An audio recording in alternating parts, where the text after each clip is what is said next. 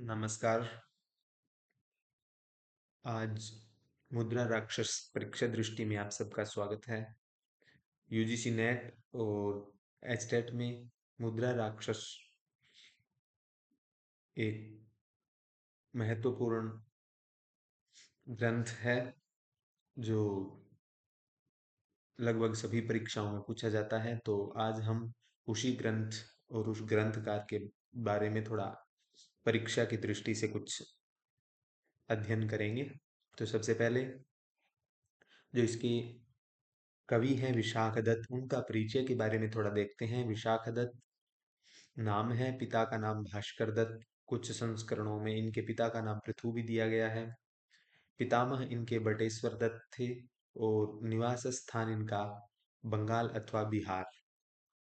उपासकों की बात करें तो ये शिव के उपासक थे और इनकी रीति वैदर्भी, किंतु उग्रता या भयानकता का वर्णन करने के लिए इनकी गोड़ी रीति का प्रयोग माना जाता है। प्रिय छंद की बात करें तो अनुष्टुप, वसंतिलका, शार्दुल विगलित इत्यादि इनके प्रिय छंद हैं। और अलंकारों की बात करें तो अर्थालंकार इनका प्रिय है। अर्थालंकार है वो इनके प्रिय अलंकार है। समय अधिकांश विद्वान इनकी चतुर्थ शताब्दी इनका समय मानते हैं और इनके आश्रयदाता तेलंग महोदय के अनुसार अवंती वर्मा हैं। इसके बाद इनकी रचनाओं में देखें तो सबसे प्रमुख रचना है मुद्रा राक्षसम और देवी चंद्रगुप्त और अभिसारिका वंचितकम। और मुद्रा राक्षस विशाखदत्त की एकमात्र प्रामाणिक रचना मानी जाती है। ठीक है, कौन सी रचना मानी जाती है? प्रामाणिक। अब देखते हैं मुद्रा राक्षस का परिचय, जो यूजीसी नेट में भी लगा हुआ है और एचटेट, टीजीटी और पीजीटी में भी इससे सवाल आएंगे। तो लेखक विशाख दत्त हैं, काव्य विधा नाटक है, ऐतिहासिक काव्य है ये। और विभाजन इसका 7 अंकों में है और 7 अंकों में इसका क्या है? विभाजन है। इसके बाद बात करें इसमें कुल श्लोकों की संख्या की बात करें तो 169 श्लोक हैं। और नायक इसके चाणक्य हैं, जो कौटिल्य और विष्णुगुप्त भी नाम मिलता है। कुछ विद्वान चंद्रगुप्त को भी इसका नायक मानते हैं। नायिका की बात करें, इसमें कोई नायिका नहीं है। नायिका विहीन नाटकों की भी श्रेणी में ये प्रमुख नाटक है। इस नाटक में नायिका का प्रयोग नहीं है, नायिका नहीं है इसमें। कई बार प्रश्न भी पूछ लिया जाता है, ऐसा कौन सा नाटक है जिसमें नायिका नहीं है? प्रतिनायक की बात करें, राक्षस और सुबुद्धि शर्मा। कंचुकी, जो मलय केतु का कंचुकी है उसका नाम जाजली है। और वहीनर, जो चंद्रगुप्त का कंचुकी है। तो ये बात आप ध्यान रखेंगे, ये महत्वपूर्ण बातें हैं। विशाख दत्त कवि, नाटक ऐतिहासिक है, 7 अंक है इसमें, 169 श्लोक हैं। चाणक्य इसका नायक है, कुछ लोग इसका चंद्रगुप्त को भी नायक मानते हैं। और नायिका इसमें है नहीं, राक्षस का नाम सुबुद्धि शर्मा है और जाजली मलय केतु का और वही नर चंद्रगुप्त का कंचुकी है। ठीक है, आगे यदि मुद्रा राक्षस के मंगलाचरण की बात करें तो मंगलाचरण में क्या है? धन्या केयं स्थिता ते शिरसि शशिकला, किं नु नामैतदस्यां, नामैवास्यास्तदेतत्परिचितमपि ते विस्मृतं कस्य हेतोः। नारीं पृच्छामि नेन्दुं कथयतु विजया, न प्रमाणं यदिन्दुः। देव्या निर्णोतुमिच्छोरिति सुरसरितम्, साठ्यमव्याद् विभोर्वः। इस पद्य में शिव और पार्वती का वर्णन का वार्तालाप पूर्वक मांगलिक पद्य है ये। और पार्वती के सिर पर विद्यमान धन्य स्त्री कौन है? शिव, शशिकला, पार्वती। क्या यह इसका नाम है? यह इसका नाम ही है। उसे जानते हुए भी तुम्हें किस कारण भूल गया है? ठीक है, ऐसा शिव। पार्वती कहती है मैं स्त्री के विषय में पूछ रही हूँ, चंद्रमा के विषय में नहीं। शिव कहते हैं यदि तुम चंद्रमा को प्रमाण नहीं मानती तो तुम्हारी सखी विजया ही तुम्हें बतलाए। इस प्रकार देवी पार्वती से गंगा को छिपाने के इच्छुक भगवान शिव की कुटिलता आप सबकी रक्षा करे। ठीक है, ऐसा इसका अर्थ है। अगला एक और मंगलाचरण है। पादश्यार विभवन्तिमवन्नतिमवने रक्षतः स्वैरपातैः संकोचेनैव दोष्णां मुहुरभिनयतः सर्वलोकातिगाना दृष्टिं लक्षेषु नुग्रज्वलन कणमुचं बध्नतो दाहभीते इत्याधारानुरोध त्रिपुर विजयिनः पातु वो दुःख नृतम। तो इच्छानुसार पैर रखने वाली होने वाली पृथ्वी की अवनति, रसातल में जाने की रक्षा करने वाले, सभी लोकों को पार करने वाले, भुजाओं को बार बार सिकोड़ कर ही अभिनय करने वाले, भयंकर आग की लपटों को छोड़ने वाली दृष्टि को वस्तुओं पर भस्म हो जाने के भय से न टिकने वाले, और प्रकार धरातल के सीमित होने के कारण तीनों लोकों को जीतने वाले अर्थात भगवान शिव का कठिनता पूर्वक किया गया नृत्य आप सबकी रक्षा करे। मंगल मंगलाचरण के दोनों पद्यों में भगवान शिव की स्तुति की गई है, अतः आशीर्वादात्मक नांदी है। द्वितीय पद्य में द्वितीय पद्य में कथानक का स्पष्ट संकेत होने से वस्तु निर्देशात्मक नांदी है। उपयुक्त पद्यों में अष्टपदा तथा पत्रावली नांदी भी है। और प्रथम पद्य में सृगधरा छंद एवं वक्रोक्ति अलंकार है। द्वितीय श्लोक में सृगधरा छंद एवं परिकर अलंकार है। मुद्रा राक्षस के परिचय में अंक व्यवस्था का देखें तो प्रथम अंक का नाम है मुद्रा लाभ। क्या नाम है? मुद्रा लाभ। मुद्रा लाभ में श्लोकों की संख्या देखें तो 27 है। और दूसरा है राक्षस विचार, इसमें 23 श्लोक हैं। तीसरा अंक है कृतक कलह, नाम से है, 33 श्लोक हैं। राक्षस उद्योग चौथा है, 22 श्लोक हैं। और पंचम अंक राक्षस निकर 24 श्लोक हैं। और राक्षस निर्वेद 21 श्लोक हैं छठे में। और सातवां जो राक्षस निग्रह है उसमें 19 श्लोक हैं। इस प्रकार कुल कितने श्लोक हैं? 169। गुण की बात करें, ओज, माधुर्य तथा प्रसाद गुणों का समन्वय है। मुद्रा राक्षस में तीनों गुणों का सम्मिलित रूप का से प्रयोग है। अलंकार की बात करें तो उपमा, रूपक, समासोक्ति, उत्प्रेक्षा, श्लेष, अर्थांतर न्यास अलंकारों की प्रधानता है। रीति वैदर्भी के साथ साथ गौड़ी रीति है। और छंद संपूर्ण नाटक में 19 प्रकार के छंदों का प्रयोग हुआ है। अनुष्टुप तथा आर्या छोटे छंद तथा वसंत तिल का शिखरणी, शार्दुल, विक्रीडित, सृगधरा जैसे बड़े छंदों का भी प्रयोग है। मुख्य अंगिरस इसका वीर है। और विष्णु पुराण तथा श्रीमद् भागवत पुराण 10 रूपकार धनंजय मुद्रा राक्षस का उपजीव्य बृहत कथा मानते हैं। क्या मानते हैं? बृहत कथा। इसके बाद बात करें तो अंकवार प्रमुख घटनाओं की, तो अंकवार प्रथम अंक में राक्षस के मुद्रा प्राप्ति की कथा है, घटना है। और चाणक्य की इच्छानुसार सकटदास द्वारा कूट पत्र का लेखन। द्वितीय अंक आहितुंडिक वेश में राक्षस के गुप्तचर विराध गुप्त का आगमन है। और राक्षस के समस्त योजनाओं के असफल होने की सूचना है द्वितीय अंक में। तृतीय अंक में कौमुदी महोत्सव का तथा निषेध है। और चाणक्य चंद्रगुप्त का दिखावटी अंतर द्वंद्व तथा कृतक कलह की समाप्ति। इसके बाद चतुर्थ अंक की बात करें तो मलय केतु का राक्षस के कृतक पर संदेह। और राक्षस द्वारा मलय केतु को समझाने का प्रयत्न। और पंचम अंक की बात करें तो राक्षस के मुद्रा से अंकित पत्र की प्राप्ति। मलय केतु का राक्षस के प्रति क्रोध एवं प्रतिकार हेतु राक्षस के 5 राजाओं की हत्या करना। और षष्ठ अंक में कुसुमपुर के जीर्णोद्धार का वर्णन तथा चंदनदास को मृत्युदंड के लिए वध्य स्थल पर ले जाना। राक्षस द्वारा आत्मसमर्पण से चंदनदास से बचाने का निश्चय, ये छठे अंक में। और सातवें अंक में बात करें तो राक्षस का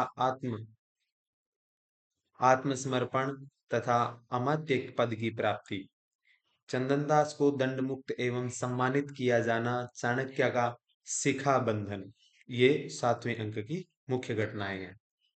अब यदि संक्षिप्त कथा सार की बात करें तो सबसे प्रथम अंक में चाणक्य को अपने गुप्तचरों से सूचना मिलती है कि कुसुमपुर नगर में नंद के अमात्य राक्षस के 3 विश्वास पात्र व्यक्ति हैं जो राक्षस के निर्देशानुसार ही क्या कर रहे हैं, काम कर रहे हैं।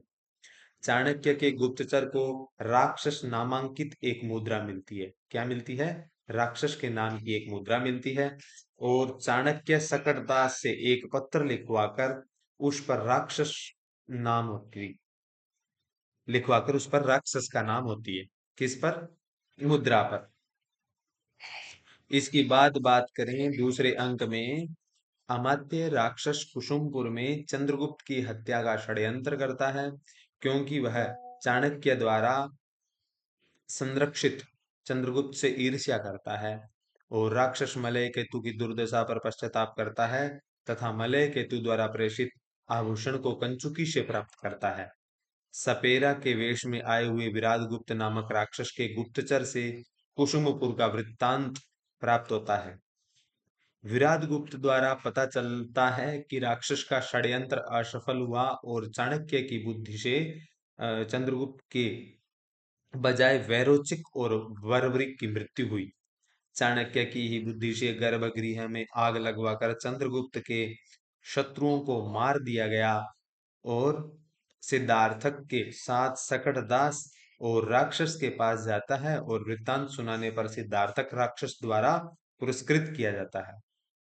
सिद्धार्थक के पास से राक्षस नामांकित मुद्रा मिलती है और राक्षस मुद्रा को शकटदास को व्यवहार के लिए देता है। सिद्धार्थक बताता है कि मलय केतु पलायन काल से ही चाणक्य और चंद्रगुप्त एक दूसरे की आज्ञाओं का उल्लंघन करते हैं और राक्षस करमभग को कुसुमपुर भेजता है। कौन भेजता है कुसुमपुर? राक्षस भेजता है करमभग को। तृतीय अंक की बात करें तो कौमुदी महोत्सव मनाने के लिए चंद्रगुप्त कुसुमपुर के सुसांग प्रसाद को जगाता है। किसको? सुगांग। कंचुकी चंद्रगुप्त से बताता है कि प्रतिषेध के कारण लोगों द्वारा कौमुदी महोत्सव नहीं मनाया जा रहा है। राक्षस द्वारा भेजे गए 2 वैतालिकों द्वारा शारदीय रमणीयता का वर्णन किया गया है और चंद्रगुप्त द्वारा राक्षस की प्रशंसा पर चाणक्य क्रुद्ध होता है और चंद्रगुप्त चाणक्य का अनादर कर स्वयं राज्य करने की घोषणा हेतु कंचुकी को आदेश देकर शयन गृह में चला जाता है। उन्हीं तीनों में से एक स्वर्णकार चंदनदास राक्षस के परिवार को अपने घर में आश्रय दिया था और राक्षस नंदवंश का अनन्य भक्त एवं कुशल राजनीतिज्ञ था। ये चतुर्थ अंक की घटना है। और चाणक्य राक्षस को अपने पक्ष में मिलाना चाहता है, इसीलिए कूटनीति करना करता है और नामांकित मुद्रा से मुद्रित करवाता है। इसी मुद्रा से राक्षस की पराजय और राक्षस चाणक्य की सफलताओं पर अत्यधिक अत्यधिक चिंता करता है और भृगुरायण के साथ मलय केतु राक्षस के पास जाता है। इसी समय पर आकर करभक नामक सेवक कुसुमपुर का समय समाचार बतलाता है कि किस प्रकार उत्तेजित किए जाने पर चंद्रगुप्त ने चाणक्य को अधिकारच्युत कर दिया है। मलय केतु राक्षस से शत्रु संबंधी वार्ता करके वापस चला जाता है।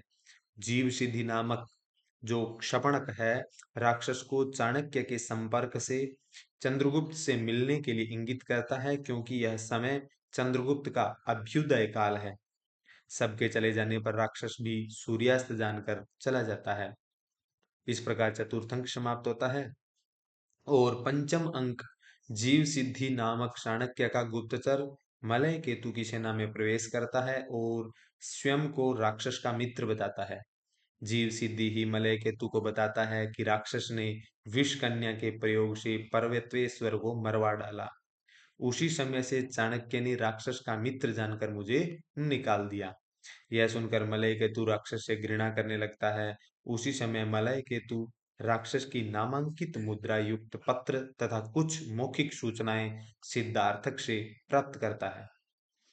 इन घटनाओं से मलय केतु को राक्षस के शत्रु पक्ष मिल जाने का संदेह और भी पुष्ट हो जाता है, और मलय केतु राक्षस को बुलवाकर पत्र और आभूषण पेटिका दिखाकर अपमानित करता है, और चित्रवर्मा, सिंहनाद, पुष्पराक्ष, सुषेण और मेघहक्ष को मरवा डालता है। मलय केतु अपनी सेना को कुसुमपुर घेरने का आदेश देता है। इस पर राक्षस अत्यंत व्याकुल हो जाता है और मलय केतु को बंदी बना लिया जाता है।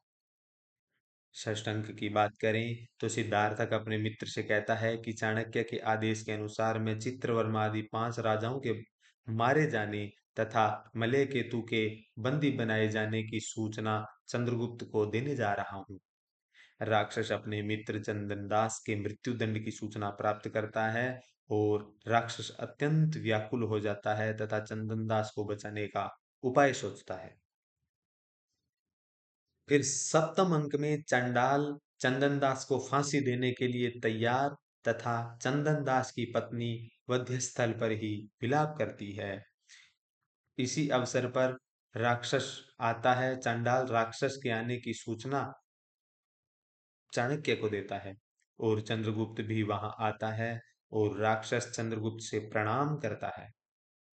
चाणक्य के आदेशानुसार चंद्रगुप्त राक्षस से प्रणाम करता है और राक्षस का आशीर्वाद प्राप्त करता है, और चाणक्य चंदनदास के जीवन के बदले चंद्रगुप्त के प्रधान अमात्य का शस्त्र ग्रहण करने के लिए राक्षस से कहते हैं, लेकिन राक्षस संकोच करता है। चाणक्य के प्रशंसा करने पर राक्षस अमात्य का पद ग्रहण करता है, और चंदनदास को श्रेष्ठ सम्मान के साथ मुक्त कर दिया जाता है। मलय केतु को मुक्त करके उनका पैतृक राज्य उसे दे दिया जाता है, और सभी बंदी छोड़ दिए जाते हैं। प्रतिज्ञा पूर्ण होने पर चाणक्य अपनी शिखा को बांध देता है, और भरत वाक्य के साथ इस नाटक की समाप्ति हो जाती है। तो भरत वाक्य है, वाराहिमात्योन्नेस्तनुमवन विधात वास्थितश्यानुरूपाम् यस्य प्राग्दन्तकोटिं प्रलयपर्गता श्रीश्रिये भूतधात्री म्लेच्छैरुत्थिज्यमाना भुजयुगमधुना संसृता राजमूर्ते स्र स श्रीमद्वन्दुभृत्यश्चिरमवतु महिं पार्थिवश्चंद्रगुप्तः। भावार्थ है, पहले प्रलय को प्राप्त हुई पृथ्वी ने रक्षा करने में समर्थ वाराह रूप शरीर को धारण करने वाले जिस भगवान विष्णु के दांतों के अग्रभाग का आश्रय लिया, उस पृथ्वी ने अब मलेच्छों के द्वारा पीड़ित किए जाने पर राजा चंद्रगुप्त के शरीर को धारण करने वाले भगवान विष्णु की दोनों भुजाओं का आश्रय लिया है। ऐश्वर्य संपन्न संबंधियों तथा सेवकों वाला यह विष्णु रूप राजा चंद्रगुप्त चिरकाल तक पृथ्वी की रक्षा करे। इस भरत वाक्य के साथ राजा तथा प्रजा के ऐश्वर्य की कामना की गई है। इसका वक्ता राक्षस है, और इस पद्य में सृगधरा छंद और अतिशयोक्ति अलंकार है। तो पुरुष पात्र परिचय देखते हैं। तो इसमें सबसे पहले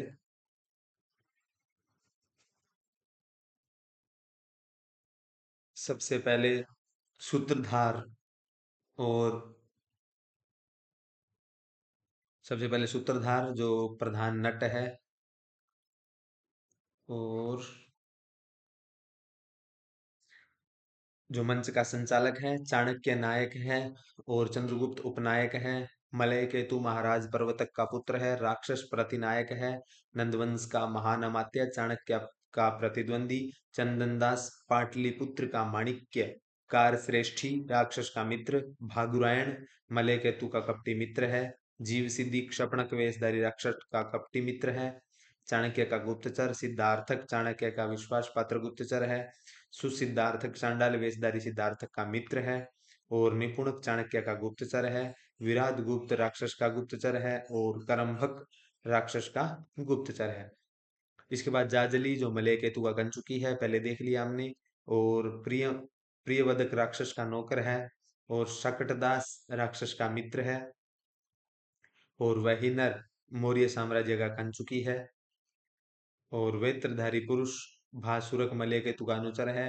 दो वारिक राक्षस का द्वारपाल है। और पुरुष चाणक्य का गुप्तचर है। वैतालिक राक्षस द्वारा नियुक्त चारणद्वय है। और बालक चंदनदास का पुत्र है। और अहितुंडिक सपेरा है। और सारंगरव चाणक्य का शिष्य है।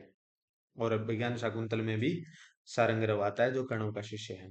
नटी सूत्रधार की सहायिका है। और शोणोत्तरा चंद्रगुप्त की द्वारपालिका। विजया राजकुमार मलयकेतु की द्वारपालिका। और कुटुम्बिनी चंदनदास की पत्नी है। नायिका इसमें है नहीं। इसका नामकरण कैसे पड़ा मुद्रा राक्षस? तो मुद्रा नामकरण इस नाटक के कथानक की एक महत्वपूर्ण घटना के आधार पर किया गया है। वह है राक्षस की मुद्रा प्राप्ति। चाणक्य चंद्रगुप्त के राज्य को चिरस्थायी बनाने के लिए राक्षस को उसका अमात्य पद ग्रहण करवाना चाहता है। अचानक ही अपने गुप्तचर निपुणक द्वारा चाणक्य को राक्षस के नाम से अंकित उसकी अंगूठी प्राप्त हो जाती है। यह अंगूठी मुद्रा राक्षस को वश में करने का यंत्र बन जाती है। ननु राक्षस एवास्मदंगुली प्रणयी संवृत्त इति। ऐसा इसी मुद्रा की सहायता से चाणक्य कपट पत्र के द्वारा राक्षस और मलय केतु में भेद उत्पन्न करके राक्षस का निग्रह करने में सफल हो पाया है। क्योंकि समस्त चालों की जड़ कपट पत्र पर राक्षस की यही मुद्रा अंकित थी। मुद्रा राक्षस से यह स्पष्ट ही है कि राक्षस मुद्रा द्वारा ही जीता गया। और इसका नामकरण भी प्रारंभ में इसी बात को स्पष्ट कर देता है। मुद्रया जीतः राक्षसः यस्मिन् इति मुद्रा राक्षसः तद अधिकृत्य कृतो ग्रंथ इति मुद्रा राक्षसम। यहाँ पर मध्यम पद लोपी बहुव्रीहि समास है। और इसकी प्रमुख सूक्तियों की बात करें तो चीयते बालिशस्यापि शतक्षेत्र पतिता कृषि। अर्थात प्रथम अंक में सूत्रधार कहता है मूर्ख किसान की उर्वरा भूमि भूमि में की गई खेती लहलहा उठती है। गजेंद्राश्च नरेंद्राश्च प्रायः सीदंति दुखिता। ऐसा चाणक्य कहता है भोग करने वाले शेर और राजा स्वभाव से बलशाली होने पर भी प्रायः दुखित एवं खिन्न रहा करते हैं। न ही खलु सर्व सर्वम जानाति। अर्थात भावार्थ यह है प्रथम अंक में गुप्तचर कहता है कि सभी लोग सब कुछ नहीं जानते हैं। न ही खलु सर्व सर्वम जानाति। ठीक है, तो ये प्रमुख शुक्ति है। और इसके बाद अत्यादर संकनीय, हाँ ये कई बार पूछी गई है, ये सूक्ति महत्वपूर्ण है। और इसके बाद प्रथम अंक में चाणक्य के घर जाकर चंदनदास मन में सोचता है आज अत्यधिक आदर किया जाना संकनीय है। सुलभेश्वर्थ लाभेशु पर संवेदने जनः, ये सूक्ति भी महत्वपूर्ण है। चाणक्य चंदनदास के बारे में सोचता है कि कौन ऐसा व्यक्ति है जो पराई की रक्षा करने के लिए अपने प्राणों को देने के लिए तैयार है। तिष्ठ्या मित्र कार्येण में विनाशो जनितः न पुनः पुरुष रोषेण। प्रथम अंक में चंदन दास कहता है कि सौभाग्य से मेरा विनाश मित्र के कारण हो रहा है, किसी नर अपराध से नहीं। नंदोन्मूलन दृष्ट वीर्य महिमा बुद्धिस्तु मागान ममा। राक्षस कहता है कि नंदवंश का विनाश करने में लगी शक्ति महिमा वाली मेरी बुद्धि मुझसे अलग न होवे। ऐसा। अगला सूक्ति नंबर 8 है पुरंध्रिणाम प्रज्ञा पुरुष गुण विज्ञान विमुखी। राक्षस कहता है काश पुष्प के अग्रभाग के समान स्त्रियों की बुद्धि ही पुरुषों के शौर्य आदि गुणों की जानकारी से परांगमुख होती है। एकम अपि नीति बीजम बहु फलता फलता मेति यस्य तव। राक्षस कौटिल्य के बारे में सोचता है कि धन्य हो कौटिल्य, तुम्हारी राजनीति का एक ही बीज अनेक प्रकार के फूलों को दे रहा है। स्त्रीलब्ध प्रसरेव वेश वनिता दुखोपचर्या भृशम। चंद्रगुप्त मन में ही सोचता है आश्चर्य है कि राजन लक्ष्मी अति प्रसिद्ध वारांगना की भांति अत्यंत कष्ट से आराध्य होती है। अगली सूक्ति है न ही प्रयोजनम अनपेक्षमाणः स्वप्नेपि चाणक्य चेष्टते। अर्थात चाणक्य तृतीय अंक में चंद्रगुप्त से कहता है कि वृषल चाणक्य निष्प्रयोजन कार्य स्वप्न में भी नहीं करता। ये भी महत्वपूर्ण सूक्ति है। देवम अविद्वांसः प्रमाणयन्ति। अर्थात तृतीय अंक में चाणक्य कहता है कि भाग्य को मूर्ख लोग मानते हैं। ठीक है, ये भी महत्वपूर्ण सूक्ति है। और सदोषः सचिवस्यैव यदसत् कुरुते नृपः। अर्थात कंचुकी मन में ही सोचता है कि राजा जो कुछ असत कार्य करता है वह सब सचिव का ही अपराध माना जाता है। गंडस्योपरि विस्फोटः। पंचम अंक में मलय केतु द्वारा राक्षस पर आरोप लगाने पर राक्षस सोचता है कि दूसरा गंडस स्थल पर फोड़ा बना। ठीक है, तो ऐसी सूक्ति कभी शाकुंतल में भी मिलती है। अंतिम सूक्ति है मुख्य। विनैव युद्धादार्येण पराजितम दुर्जयम रिपुकुलमिति। सातवें अंक में चंद्रगुप्त सोचता है कि संघर्ष के बिना ही आर्य चाणक्य ने कठिनता से जीता जा सकने वाला शत्रु दल पराजित कर दिया। तो इस प्रकार से मुद्रा राक्षस का जो सामान्य परिचय है वो समाप्त होता है। और आप सबका बहुत बहुत धन्यवाद, हमारे साथ जुड़े रहे। धन्यवाद।